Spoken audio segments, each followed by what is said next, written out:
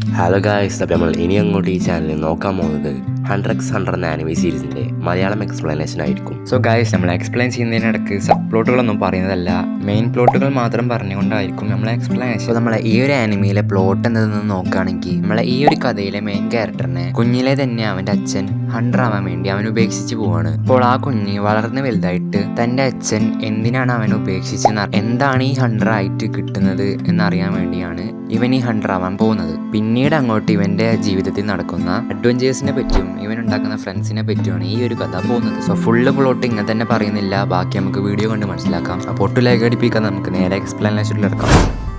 So guys, എപ്പിസോഡിൻ്റെ തുടക്കത്തിൽ തന്നെ അതിമനോഹരമായ ഒരു ഐലൻഡാണ് കാണിക്കുന്നത്. അപ്പോൾ ഈ ഒരു മനോഹരമായ ഐലൻഡിൻ്റെ പേരെന്തെന്ന് നോക്കുകയാണെങ്കിൽ വെയിൽ ഐലൻഡ് എന്നാണ്. അപ്പോൾ ഈ ഒരു വെയിൽ ഐലൻഡിനെ കാണിച്ചുകൊണ്ടാണ് നമ്മൾ എപ്പിസോഡ് തുടങ്ങുന്നത്. അതിനുശേഷം ഒരു ഫിഷ് മാർക്കറ്റിനെയും അവിടെ കുറച്ച് ലേഡീസിനെയും കാണിക്കുന്നുണ്ട്. പിന്നെ കുറച്ച് അപ്പുറത്ത് ഒരു പയ്യനെയും കാണിക്കുന്നുണ്ട്. ഇവനാണ് നമ്മളെ മെയിൻ ക്യാരക്ടർ. അപ്പോൾ ഇവൻ്റെ പേരെന്തെന്ന് നോക്കുകയാണെങ്കിൽ ഗോൺ എന്നാണ് ഇവൻ്റെ പേര്. അതിനുശേഷം നമ്മൾ നേരത്തെ മാർക്കറ്റിൽ കണ്ട ഒരു ലേഡിയെ കാണിക്കുകയാണ്. ആ ലേഡിയോട് കുറച്ച് ആൾക്കാർ വന്നിട്ട് ഗോൺ എവിടെയാണെന്ന് ചോദിക്കുകയാണ്. അതിന് മറുപടി നൽകുന്നതിന് മുമ്പ് നമുക്ക് ആ ലേഡി ആരാണെന്ന് നോക്കാം. ആ ലേഡിയുടെ പേരെന്തെന്ന് നോക്കുകയാണെങ്കിൽ മീറ്റോ എന്നാണ്. നമുക്ക് ലേഡി മീറ്റോ എന്ന് വിളിക്കാം. അപ്പോൾ ലേഡി മീറ്റോ നമ്മളെ ഗോണിന്റെ ആന്റിയാണ്, അതായത് ഗോണിന്റെ അച്ഛന്റെ സിസ്റ്റർ. അപ്പോൾ നേരത്തെ രണ്ടാൾക്കാർ അന്ന് ലേഡി മീറ്റോയോട് ഗോൺ എവിടെയാണെന്ന് ചോദിച്ചിട്ടുണ്ടായിരുന്നില്ലേ, അതിന് മറുപടിയായി ലേഡി മീറ്റോ പറയാണ്, ഗോൺ എന്നോട് ഒരാഴ്ച മുന്നേ 100 എക്സാം എഴുതാൻ സമ്മതം ചോദിച്ചിരുന്നു. അപ്പോൾ ഞാൻ അവനോട് പറഞ്ഞു, നമ്മുടെ ഐലൻഡിന്റെ അപ്പുറത്തെ ഭാഗത്തുള്ള കടലിൽ ഫിഷുകളിൽ രാജാവായിട്ടുള്ള ലോഡ് ഫിഷിനെ പിടിക്കുകയാണെങ്കിൽ നിനക്ക് ഞാൻ 100 എക്സാം എഴുതാൻ സമ്മതം തരാമെന്ന് പറഞ്ഞിരുന്നു. അപ്പോൾ അവൻ ഒരാഴ്ചയായിട്ടും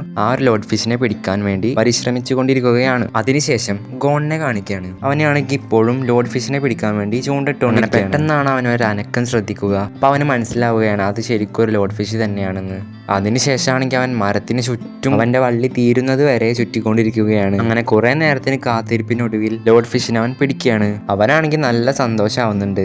കാരണം എന്തെന്ന് വെച്ചാൽ ലേഡി മീറ്റോ അവനോട് പറഞ്ഞിരുന്നു ലോഡ് ഫിഷിനെ അവൻ പിടിക്കുകയാണെങ്കിൽ അവന് 100 എക്സാം എഴുതാൻ പെർമിഷൻ കൊടുക്കുമെന്ന്. അങ്ങനെ ഈ ഒരു ഫിഷിനെ പിടിച്ചതിന് ശേഷം ഗോൺ ആണെങ്കിൽ നാട്ടിലെ ഹീറോ ആവാണ്. കാരണം എന്തെന്ന് വെച്ചാൽ 20 വർഷങ്ങൾക്ക് മുൻപ് ഗോണിന്റെ അച്ഛനാണ് ലാസ്റ്റ് ആയിട്ട് ഈ ഒരു ലോഡ് ഫിഷിനെ പിടിച്ചത്. അതിനുശേഷം ഫസ്റ്റ് ഞാൻ ലേഡി മീറ്റോന്റെ അടുത്ത് ഓടി പോയിട്ട് ഇനി എനിക്ക് 100 എക്സാം എഴുതാൻ പറ്റില്ലേ എന്ന് ചോദിക്കുകയാണ്. അപ്പോൾ നമ്മളെ ലേഡി മീറ്റോ ആണെങ്കിൽ മനസ്സില്ലാ മനസ്സോടെ സമ്മതിക്കുകയാണ്. ഇത് കേട്ടതും ഗോണ് നല്ല സന്തോഷമാവാണ്. അതിനുശേഷം ഗോണിന്റെ വീട് കാണിക്കുകയാണ്. അപ്പോൾ അവന്റെ അമ്മൂമ്മ ഇങ്ങനെ പറഞ്ഞുകൊണ്ടിരിക്കുകയാണ്, 12ാമത്തെ വയസ്സിൽ തന്നെയാണ് അവന്റെ അച്ഛൻ ഹണ്ടർ ആവാൻ പുറപ്പെട്ടത്. അവൻ അവന്റെ അച്ഛന്റെ മകൻ തന്നെയാണ്. അവൻ തീർച്ചയായും 100 എക്സാം എഴുതി പാസ്സായിട്ട് തിരിച്ചു വരുമെന്ന് ലേഡി മീറ്റോയെ ആശ്വസിച്ചുകൊണ്ട് അവന്റെ അമ്മൂമ്മ പറയാണ്. അങ്ങനെ ഏകദേശം രാത്രി ആയപ്പോൾ ലേഡി മീറ്റോ നമ്മളെ ഗോണിന്റെ അടുത്ത് ചോദിക്കുകയാണ്, നിന്റെ അച്ഛൻ ഹണ്ടർ ആവാൻ വേണ്ടിയല്ലേ നിന്നെ ഉപേക്ഷിച്ചത്, എന്നിട്ടും നീ എന്തിനാണ് ഹണ്ടർ ആവാൻ പോകുന്നത്? മാത്രമല്ല ഈ ഹണ്ടർ ആയാൽ ഒരാൾ എപ്പോൾ മരിക്കും എങ്ങനെ മരിക്കും എന്നൊന്നും പറയാൻ പറ്റില്ല. ഞാൻ ഇത്രയൊക്കെ പറഞ്ഞിട്ടും നിനക്ക് ഇപ്പോഴും പോകാൻ താല്പര്യമുണ്ടോ? ലേഡി മീറ്റോ ഗോണിന്റെ അടുത്ത് ദേഷ്യപ്പെട്ടുകൊണ്ട് ചോദിക്കുകയാണ്. അപ്പോൾ ഗോൺ മീറ്റോ സാനോട് മറുപടി ആയിക്കൊണ്ട് പറയാണ്, എൻ്റെ അച്ഛനും ഇതൊക്കെ അറിഞ്ഞുകൊണ്ട് തന്നെയല്ലേ ഹണ്ടർ ആവാൻ പുറപ്പെട്ടത്, അതുകൊണ്ട് തന്നെയാണ് ഞാനും പോകാൻ തീരുമാനിച്ചതെന്ന് ഗോൺ പറയാണ്. ഇത് കേട്ടതും ലേഡി മീറ്റോക്ക് കുറച്ചൊക്കെ ആശ്വാസമാണ്. അതിനുശേഷം പിറ്റേ ദിവസം രാവിലെ ഗോൺ പോവാൻ നിൽക്കുന്ന സമയത്ത് ഞാൻ 100 എക്സാം പാസ്സാവുകയും സേഫായിട്ട് തന്നെ വീട്ടിലേക്ക് തിരിച്ചെത്തുകയും ചെയ്യുമെന്ന് മീറ്റോ സാനടുത്ത് പ്രോമിസ് കൊടുക്കുകയാണ്. അതിനുശേഷം സ്വന്തം അച്ഛൻ്റെ പാത പിന്തുടരാൻ വേണ്ടിയിട്ട് ഗോൺ സ്വന്തം വീട്ടുകാരോട് ഗുഡ് ബൈ ഒക്കെ പറഞ്ഞ് 100 എക്സാം എഴുതാൻ വേണ്ടി പോവാണ്. അപ്പോൾ എല്ലാ കൊല്ലവും അതിലൂടെ പോകുന്ന ഒരു ഷിപ്പിലാണ് ഗോൺ പോകുന്നത്. ഗോൺ ആണെങ്കിൽ നാട്ടിൽ ഫുള്ള് പോപ്പുലർ ആയ കാരണം എല്ലാവർക്കും ഗുഡ് ബൈ ഒക്കെ പറഞ്ഞിട്ടാണ് പോകുന്നത്. ഗോൺ പോകുന്ന നേരത്ത് ആ നാട്ടിലെ ഭൂരിഭാഗം ആൾക്കാരും ഗോണിനെ യാത്ര അയക്കാൻ വന്നിരുന്നു. അവരോട് എല്ലാവരടുത്തും ഞാൻ ഈ ലോകത്തിൽ തന്നെ ഏറ്റവും ബെസ്റ്റ് ആയിട്ടുള്ള 100 ആയിട്ട് തിരിച്ചു വരുമെന്ന് അവർക്ക് പ്രോമിസ് കൊടുത്ത് ഗോൺ അവിടുന്ന് പോകുന്നത്. അപ്പോൾ അവിടെ ആണെങ്കിൽ കുറേ ആൾക്കാർ അവൻ്റെ പോലെ തന്നെ 100 എക്സാം എഴുതാൻ വന്നിരുന്നു. അങ്ങനെ കുറെ നേരം കഴിഞ്ഞപ്പോൾ ഗോണ ഷിപ്പിന്റെ ക്യാപ്റ്റനായിട്ട് നല്ല കമ്പനി ആവാണ്. അങ്ങനെ ക്യാപ്റ്റനായിട്ട് ഇങ്ങനെ സംസാരിച്ചുകൊണ്ട് നിൽക്കുമ്പോഴാണ് കുറെ പക്ഷികൾ ആ ഒരു ഷിപ്പിന്റെ മേലെ വട്ടം ഇട്ടുകൊണ്ടിരിക്കുന്നത്. ഗോണർ ഐലൻഡിൽ ജീവിച്ചത് കൊണ്ട് തന്നെ അവനക്ക് ബേർഡ്സിന്റെ ലാംഗ്വേജ് ഒക്കെ മനസ്സിലാവാൻ പറ്റും. അതുകൊണ്ട് തന്നെ അവൻ ക്യാപ്റ്റനോട് പറയും ഉടനെ തന്നെ ഒരു വലിയൊരു സ്റ്റോം വരുന്നുണ്ടെന്ന്. അപ്പോൾ തന്നെ ക്യാപ്റ്റൻ മനസ്സിൽ ഇങ്ങനെ പറഞ്ഞുകൊണ്ടിരിക്കുകയാണ്, ഈ ഒരു ചെക്കനെ കാണാൻ ജിന്നിന്റെ അതേപോലെ തന്നെ അവന്റെ കണ്ണുകളും അവന്റെ ചിരിയും എല്ലാതും അതേപോലെ തന്നെ ഉണ്ടെന്ന് ക്യാപ്റ്റൻ മനസ്സിൽ പറഞ്ഞുകൊണ്ടിരിക്കുകയാണ്. അധികം വൈകാതെ തന്നെ ആ ഒരു ശക്തമായ സ്റ്റോം വരികയാണ്. അതിഗംഭീരമായ ഒരു കാറ്റും ഇടിയും മിന്നലും കൂടി ചേർന്ന ഒരു മഴയും എല്ലാതും ഒപ്പം വരികയാണ്. അങ്ങനെ ആ ഒരു സ്റ്റോമൊക്കെ കഴിഞ്ഞപ്പോൾ എല്ലാവരെയും അവസ്ഥ ഇതായിരുന്നു. അപ്പോൾ നമ്മളെ ക്യാപ്റ്റൻ ഇങ്ങനെ പറഞ്ഞുകൊടുക്കുകയാണ്, ഇപ്പോഴത്തെ കുട്ടികൾക്കൊന്നും ഒരു കപ്പാസിറ്റി ഇല്ല. ഈ ഒരു ചെറിയ സ്റ്റോം തന്നെ അവർക്ക് താങ്ങാൻ പറ്റുന്നില്ലെങ്കിൽ പിന്നെ എങ്ങനെയാണ് അവർ 100 എക്സാം പാസ്സാവുക എന്നൊക്കെ നമ്മളെ ഷിപ്പിൻ്റെ ക്യാപ്റ്റൻ ഇങ്ങനെ മനസ്സിൽ ചിന്തിച്ചുകൊണ്ടിരിക്കുകയാണ്. അപ്പോഴാണ് നമ്മളെ ക്യാപ്റ്റൻ ഗോണിനെയും വേറെ 2 ആൾക്കാരെയും കാണുന്നത്. അപ്പോൾ ക്യാപ്റ്റൻ പറയാണ്, ആകെ 3 ആൾക്കാർ മാത്രമേ അല്ലേ ഉള്ളൂ, എന്തായാലും കുഴപ്പമില്ല എന്ന് പറഞ്ഞ് തൽക്കാലം ഇവരെ 3 ആൾക്കാരും ഇൻ്റർവ്യൂ ചെയ്യാമെന്ന് ക്യാപ്റ്റൻ പറയാണ്. അതിനുശേഷം ക്യാപ്റ്റൻ 3 ആൾക്കാരോടും നിങ്ങളുടെ പേരെന്താണ് എന്നൊക്കെ ചോദിക്കുകയാണ്. അതിന് മറുപടിയായി 3 ആൾക്കാരും അവരുടെ പേര് പറഞ്ഞു കൊടുക്കുകയാണ്. അപ്പം മഞ്ഞ മുടിയുള്ളവൻ്റെ പേര് കുറാപ്പിക എന്നും കോട്ടും സ്യൂട്ടൊക്കെ ഇട്ടിട്ട് നിൽക്കുന്ന ചെക്കൻ്റെ പേര് ലിയോറിയോ എന്നുമാണ്.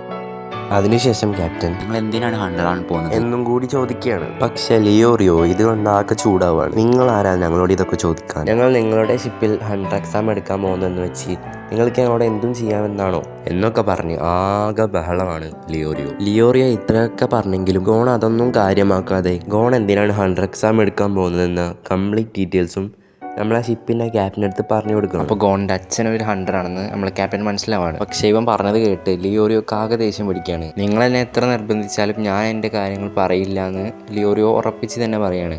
അപ്പോൾ ഇത് കേട്ട് നമ്മൾ കുറാപ്പികയും ഇത് സമ്മതിക്കുകയാണ്. ഞാനും പറയില്ല എന്ന് കുറാപ്പികയും പറയാണ്. അപ്പോൾ നമ്മളെ ക്യാപ്റ്റൻ അവിടെ നിൽക്കുന്ന ഒരു ചെക്കനടുത്ത് ഈ 100 എക്സാം എടുക്കുന്ന ആൾക്കാരെ വിളിച്ചിട്ട് 100 എക്സാമിൽ 2 ആൾക്കാരുടെയും ഫെയിൽ ആയിട്ടുണ്ടെന്ന് അവരെ വിളിച്ച് പറഞ്ഞേക്ക്. അപ്പോൾ ലിയോറിയും കുറാപ്പികയും ഇത് ഞങ്ങളെ കുറിച്ചാണല്ലോ പറയുന്നത് എന്ന് കേട്ട് തിരിഞ്ഞു നോക്കുകയാണ്. എന്നിട്ട് ഇത് ഞങ്ങളെ കുറിച്ചാണോ പറയുന്നത് എന്ന് ചോദിക്കുകയാണ്. ക്യാപ്റ്റൻ അതേ എന്ന് പറയാണ്. എന്നിട്ട് നിങ്ങൾക്ക് ഇതുവരെ മനസ്സിലായില്ലേ എന്ന് കൂടി ചോദിക്കുകയാണ്. അപ്പോൾ കുറാപ്പികയും ലിയോറിയും ഒന്ന് ഞെട്ടിയ മുഖത്തോടെ കൂടി എന്ത് മനസ്സിലായില്ല എന്ന് ചോദിക്കുകയാണ് ക്യാപ്റ്റനടുത്ത്.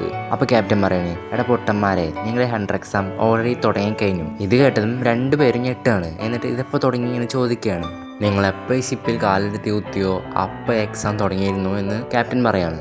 ഈ ലോകത്ത് തന്നെ കുറേ ആൾക്കാർ 100 ആവാൻ വേണ്ടി ഓരോ കൊല്ലവും വരുന്നുണ്ട്. അതിൻ്റെ ആൾക്കാർ കൂടിയ കാരണമാണ് 100 എക്സാം എടുക്കുന്ന ആൾക്കാർ എന്നെപ്പോലെ കുറേ ആൾക്കാരെ നിയമിച്ചിരിക്കുന്നത്. അപ്പോൾ ഈ ഒരു ഷിപ്പിലൂടെ പോകുന്നത് ഞാൻ തീരുമാനിച്ചാൽ മാത്രമേ 100 ആവാൻ പറ്റുകയുള്ളൂ. അപ്പോൾ ഞാനൊന്ന് വിളിച്ചു പറഞ്ഞാൽ എനിക്ക് വേണമെങ്കിൽ നിങ്ങൾ 2 പേരെയും ഡിസ്മിസ് ചെയ്യും. അതുപോലെ തന്നെ ഇവിടെ വന്ന എല്ലാവരെയും ഞാൻ ഇപ്പോൾ ഡിസ്മിസ് ചെയ്തിട്ടുണ്ട്, നിങ്ങൾ 3 ആൾ ഒഴികെ. കാരണം എന്തെന്ന് വെച്ചാൽ ഇപ്പോൾ നടന്നത് ഒരു ചെറിയ സ്റ്റോം ആയിരുന്നു. അതുപോലും അവർക്ക് താങ്ങാൻ കഴിയുന്നില്ലെങ്കിൽ പിന്നെ അവരെങ്ങനെയാണ് 100 എക്സാം എടുക്കുക? എന്നിട്ട് ക്യാപ്റ്റൻ പറയാണ്, ഇനി നിങ്ങൾ തീരുമാനിക്കുക, നിങ്ങൾ 100 എക്സാം എടുക്കണോ അതോ വേണ്ടേ? ഇത് കേട്ടതും ലിയോറിയോ പറയാണ്, അയ്യോ ഇത് ഇങ്ങനെയൊക്കെ ആയിരുന്നോ, നിങ്ങൾക്ക് കുറച്ച് നേരത്തെ പറയാന്നില്ലേ? അതിനുശേഷം കുറാപ്പിക പറയാണ്, ഫാൻഡം ട്രൂപ്പ് എന്ന ഗുണ്ടാ സംഘം എൻ്റെ ക്ലാനെ ഫുള്ള് കൊന്നു കളഞ്ഞു. അപ്പോൾ എനിക്ക് എൻ്റെ പ്രതികാരം വീട്ടാൻ വേണ്ടിയാണ് ഞാൻ 100 ആവുന്നത് എന്ന് കുറാപ്പിക പറയാണ്.